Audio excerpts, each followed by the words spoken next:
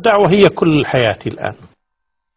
من أول ما تزوجت كنت ناقش مع زوجتي على أساس أن نهاجر من الكويت، وكان بالنا نروح إلى ماليزيا اندونيسيا ونتفرغ للدعوة الإسلامية هناك، وأعمل بالطب وهي خريجة فكانت ممكن تعمل في رياض الأطفال أو في المدارس أو غيره.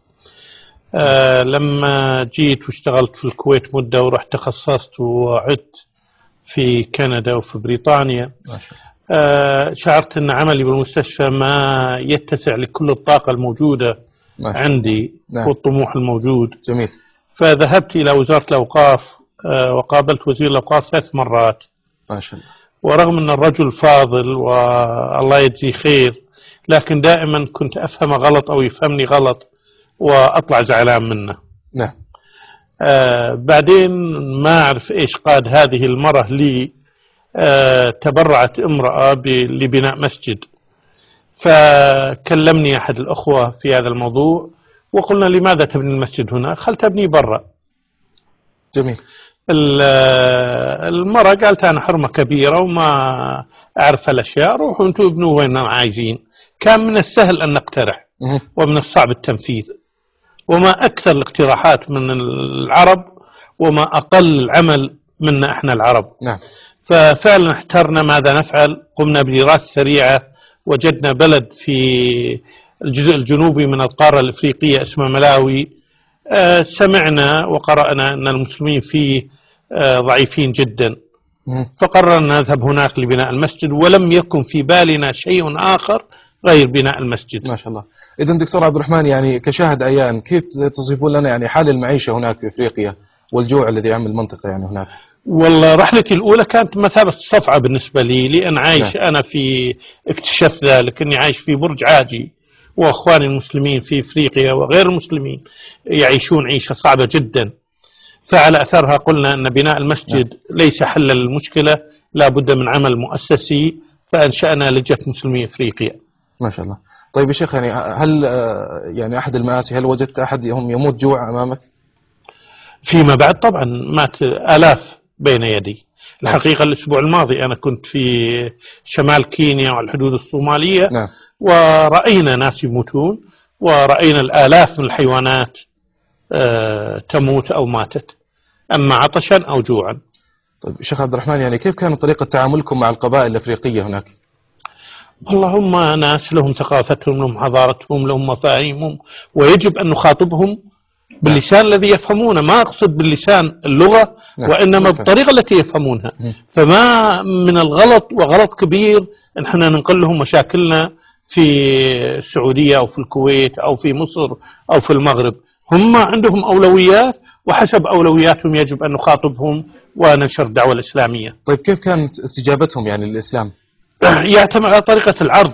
إذا عرضت عرض جيد، أنا أعتقد الناس عندهم استعداد للإسلام. عندنا ميزة ما موجودة بالأديان الأخرى، وهو سهولة تقبل العقيدة الإسلامية، ما فيها تعقيد. أشهد أن لا إله إلا الله وأشهد محمد رسول الله. نعم. مثل ما قال لي أحد المهندسين المسيحيين في توغو، بدينا نبث من إذاعة FM عملناه هناك القرآن الكريم، وكان يسمع القرآن يبث باللغة العربية بس. نعم. في البداية. لأن كنا قاعدين نعد أرشيف في حالة إذا ما المذيع تمرض ولا غيره نطلع من الأرشيف. فاتصل فينا وقال والله أنا سمعتكم تبثون أغاني حلوة بس بلغة ما أفهمها. نعم. فإيش هذه الأغاني أو الأناشيد؟ قلنا هذه ما أغاني، هذا بالقرآن الكريم. قال إيش هو القرآن الكريم؟ قلنا له أنت مسيحي؟ قال نعم. قلنا له عندكم كتابكم المقدس اسمه الإنجيل؟ قال نعم. قلنا مثل ما أنتم تقدسون كتابكم إحنا نحترم كتابنا أكثر، وهذا هو كتابنا. فقال أنا عايز أقرأ عن القرآن الكريم. قلنا له تعال، وأعطيناه القرآن مع ترجمة معاني اللغة الفرنسية. أخذها في اليوم الثاني جاء وكاد يتشاجر معنا. قال كيف عندكم هذا القرآن العظيم في قل هو الله أحد وأنتم نايمين عليه؟ والله المفروض ما يبقى بيت في إفريقيا ولا في غير إفريقيا إلا ويدخل الإسلام بقول هو الله أحد. وأسلم الرجل، ثم أعطيناه كتيبين، جاء من بكرة ومعها زوجته وأولاده كلهم أسلموا، وأعطيناه كمان كتيبين زيادة، وعاد في اليوم اللي بعده ومع مجموعة من العاملين معه أسلموا. ما شاء الله. إذا دكتور يعني إذا ما ردك على من أحد المسلمين الجدد مثلا يصرخ ويبكي أين أنتم أيها المسلمون يعني منذ سنين؟ سمعنا هذه مئات المرات، وأبكوني عندما كنت أسمعها، أشعر أن نحن مقصرين، نحن العرب ما قمنا بواجبنا تجاه الدعوة الإسلامية، وخاصة خلال 200 سنة الماضية ضيعنا كثير مما بناه الأجداد في البداية، واكتشفنا عشرات القبائل اللي أصولها عربية مسلمة وضاعت الآن. نعم. قبيلة كنت معها الأسبوع الماضي في شمال كينيا، منها قبيلة الغبرة، الحمد لله يعني الغالبية العظمى منهم الآن عادوا للإسلام، لكن قبيلة الرنديلي كمثال أصلهم مسلم، وهم يعترفون بأن عندهم كتاب مقدس سابقا، وعندهم لوح القرآن، وعندهم المسبحة. نعم. ويؤمنون بأشياء كثيرة لها علاقة بالإسلام، ولكن مع الأسف الشديد هم من أصعب القبائل في تقبل الإسلام.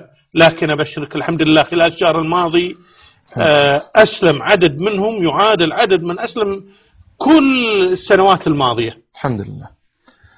إذا دكتور يعني ما هي العقبات التي واجهتكم خلال مسيرتكم يعني في هذه الدعوة؟ عدم وجود الكفاءات. كليات الشريعة عندنا وكليات الدعوة لا تخرج دعاة، تخرج أمة مساجد. نعم. ومنهج الدعوة الذي يدرس أو الذي يكتب عنه في اللغة العربية لم أرى كتابا واحدا يعلم القارئ كيف يتعامل مع الإنسان البسيط، مع الإنسان المثقف، مع الإنسان في إفريقيا، مع الإنسان في استراليا. فكل واحد يجب أن يكون في مدخل له يستطيع أن تدخل من خلال هذه الأفكار له. ما في حاجة مكتوبة باللغة العربية، ما في دراسات ميدانية. كل الدراسات اللي عندنا عبارة عن دراسات نظرية، يأخذ لك الأستاذ أو الباحث كل كلمة دعوة ولا ادعو أو حاجة من هالنوع ويفسرها ويقول هذا كتاب في الدعوة. أنا ما أعتقد أن هذا ما نحتاج له. نحتاج إلى ناس عندهم خبرة ميدانية أو ينزلون الميدان ويكتبون من الميدان من واقع هذه الخبرة. جميل. أنا أضرب لك مثال. اكتشفنا قبيلة في مدغشقر قبل 12 سنة اسمها قبيلة الأنتيمور، أصلهم من الحجاز، هاجروا في 3 هجرات. الهجرة الأولى قبل 1200 سنة، الهجرة الثانية وهي الكبرى قبل 800 سنة، وفي ناس جاءوا قبل 600 سنة. نعم. كانوا مسلمين. يقولون أن أصلهم من قرية اسمها جدة، وجنب جدة في قرية ثانية اسمها مكة، فيها رجل ابن حلال وطيب اسمه محمد صلى الله عليه وسلم، ولكن لا يعرفون عنه أنه نبي. لا يأكلون الخنزير، ما يحبون الكلب. أيام الأسبوع عندهم أيام عربية، سبوتسي وهادي 2 3 4 كميس جمعة وحاجات من هالنوع. عندهم قرية اسمها مكة، عندهم قرية اسمها حجاز. فلما رحت إلى قرية مكة وكان طريق وعر جدا، حتى مستواي الطريق كان وعر، غلط أني أروح لهم وأقول لهم والله تعالوا أنتم ما تفهموا بالإسلام، تعالوا أنا أعلمكم الإسلام. في أساليب يعني. أي نعم. فقلت لهم أنا من الكويت، والكويت بأرض مكة، وأهلي في مكة أخبروني أن قبل 1000 سنة في واحد من أجدادنا هاجر إلى مدغشقر وانقطعت أخباره، فأرسلوني لكم حتى أشوف إيش أخباركم، أخبار بقركم، أخبار زرعكم. جميل. وأرسلوا لي هدية، أرسلوا هدية لكم، وأعطيت ثوب من هذا ميد إن تشاينا أبو 10 ريالات ولا 12 ريال، وهذا هدية من أهلكم في مكة. وأهلكم في مكة يؤمنون بإله واحد، هذا الإله ما له زوجة ولا ولد، قادر على كل شيء، هو الذي ينزل الماء من السماء، هو الذي يخرج الزرع من الأرض، وحاجات من هالنوع. ما أدخل معاه في الأسماء والصفات، ما يستطيع يستوعب. جميل. أعطيته هدية ثانية كمان، هذا هدية من أهلكم في مكة، وأهلكم في مكة يصلون 5 مرات في اليوم. وبعدين هدية ثالثة أعطيتهم تمر، قلت لهم هذا أكل أهل مكة، وأهلكم في مكة يصومون من الفجر إلى المغرب لمدة شهر كامل. ما تجي وتقول له إيش مبطلات الصوم وإيش مباحات، هذا ما يستوعبه. جميل. فتعطيه أساسيات وأركان الإسلام. الحمد لله القرية هذه الآن أسلمت، أرسلنا لها داعية، مع الأسف دعاتنا من خريجي الجامعات الإسلامية في الخليج كلهم رفضوا أن يأتوا يساعدونا في المنطقة اللي أنا عايش فيها الآن. أنا عايش في جنوب شرق مدغشقر، لأنهم يعتقدون المنطقة بلا خدمات، المنطقة متأخرة، بعوض، أمراض وغيره، فيجلسون بالعاصمة ما يفتح له دكان يبيع سمبوسة ولا يبيع أي حاجة ومرتاح، ليش يجي يشتغل عندنا؟ نعم. ما مؤهلين في كليات الشريعة عندنا، وأقول هذا مع الأسف الشديد، أنهم فعلا يضحون في سبيل عقيدتهم. جميل. يطلع مثل ما قلت خطيب مسجد.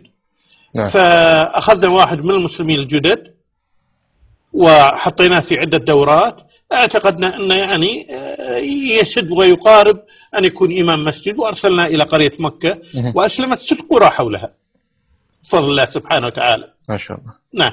طيب دكتور